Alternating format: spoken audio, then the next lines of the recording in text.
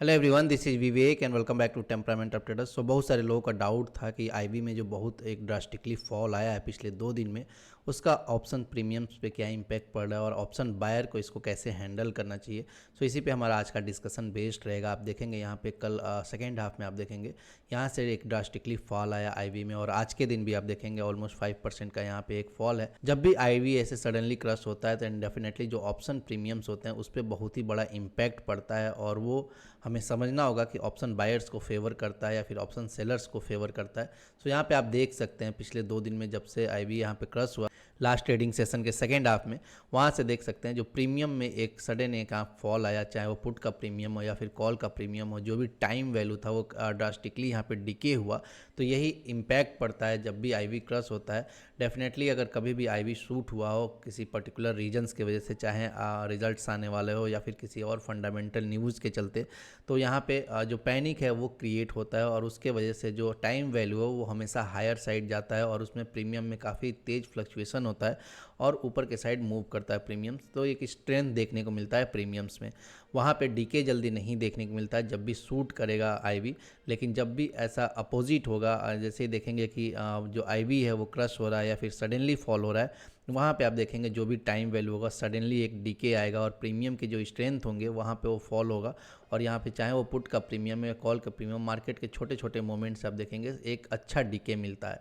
तो ये generally favour करता है ऑप्शन सेलर्स को। कोई भी अगर ऑप्शन सेल करता है किसी पर्टिकुलर पोजीशन से या फिर होल्ड करता है किसी रेंज बाउंड पोजीशन को, देन डेफिनेटली उसको दोनों प्रीमियम में एक बहुत ही अच्छा डीके देखने को मिलता है जब भी ऐसे आईवी क्रश हो या फिर सडन एक फॉल आए आईवी में। तो पिछले 2 दिन में आप देख सकते हैं यहाँ पे कॉल या पुट का प्रीमियम एक सडन डीके हुआ है, और उसके वजह से ऑप्शन सेलर्स को बहुत ही अच्छा यहाँ पे प्रीमियम कलेक्ट करने का यहाँ पे मौका मिला। At the same time option buyer को इसमें काफ़ी डिफिकल्टी होती है कि हो सकता है कुछ छोटे छोटे प्राइजेक्शन पे जो मूव दिख रहे हैं आपको, उसमें भी आईवी क्रैश के चलते आप देखेंगे कि प्रीमियम्स वहाँ पे सडनली डाउन हो जाते हैं या फिर मोमेंट्स नहीं आते हैं अपसाइड। तो यहाँ पे यही एक डिसएडवांटेज है ऑप्शन बायर को। तो ऑप्शन बाइंग जो लोग भी करते हैं, जब भी आईवी ऐसे सडनली क्रश हो या फिर फॉल हो, उसमें हमेशा हमें अलर्ट रहना चाहिए या फिर ट्रेड अवॉइड करना चाहिए। जब तक हमें आईवी स्टेबल नहीं मिलता है तब तक हो सकता है हमें प्रीमियम में वो स्ट्रेंथ ना दिखे और हम ट्रेड तो प्लान करें अकॉर्डिंग टू मार्केट, लेकिन हो सकता है हमें वहाँ पे लॉसेस लेने पड़े ड्यू टू प्रीमियम डीके, और वो फ़ायदा जाता है ऑप्शन सेलर्स को।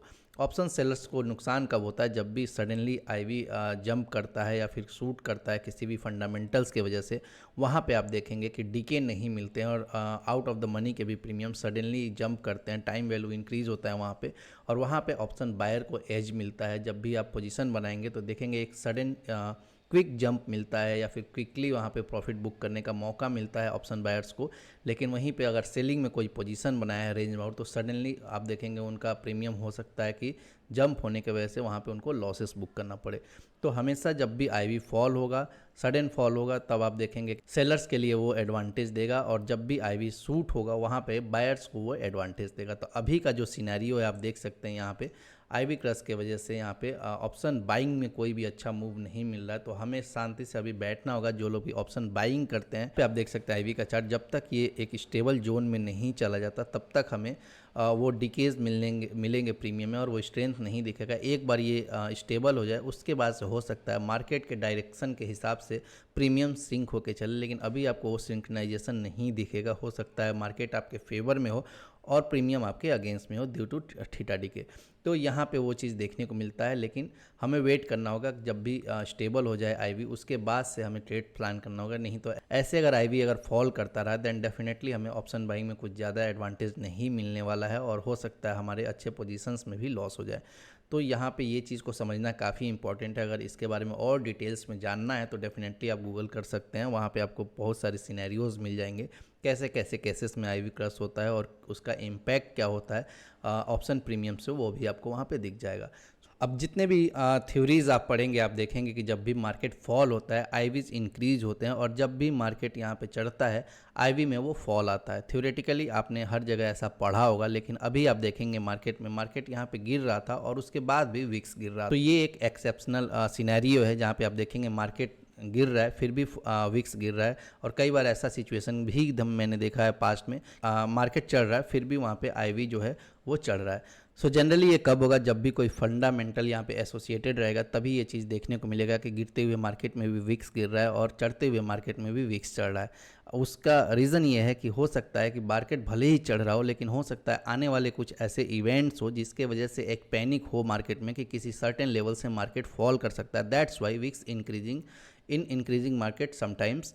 और कई बार ऐसा होता है कि मार्केट गिरता है फिर भी विक्स गिरता है, तो यहाँ पे कई बार ऐसा सिचुएशन क्रिएट होगा, भले ही मार्केट में छोटा मोटा करेक्शन आए लेकिन फिर भी एक स्टेबिलिटी रहे मार्केट में कि हाँ यहाँ से मार्केट में पैनिक नहीं क्रिएट होगा और मार्केट अभी स्टेबल है।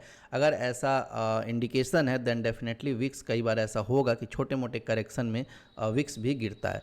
तो ये सिनेरियोज पास्ट में हो चुके हैं और इसका अगर कोई डिटेल रीज़न है तो उसका नॉलेज मुझे भी नहीं है, तो वो आप सर्च कर सकते हैं। लेकिन जो मेरे समझ में है, आईवी सिंपली इंडिकेट करता है कि पैनिक क्रिएट होने वाला है, कितना पैनिक है मार्केट में। तो यहाँ पे जब भी मार्केट में पैनिक क्रिएट होने वाला होगा देन डेफिनेटली आईवी शूट होगा, और जब भी मार्केट में पैनिक नहीं क्रिएट होने वाला होगा और मार्केट स्टेबल चलने वाला होगा देन डेफिनेटली हो सकता है कि मार्केट विक्स जो है वो फॉल करे। चाहे हो सकता है कई बार ये एक्सेप्शनल सिनेरियोज भी देखना पड़े कि छोटे मोटे करेक्शन में नीचे आ रहा है विक्स और छोटे मोटे जब चढ़ रहा है मार्केट, हो सकता है विक्स उस समय भी थोड़ा इंक्रीज करे आने वाले इवेंट्स को कंसिडरेशन में रख के। आई होप ये वीडियो आपको इन्फॉर्मेटिव और अच्छी लगेगी। वीडियो अच्छी लगे तो please like the video, channel पर नए हैं तो please subscribe the channel. Thank you.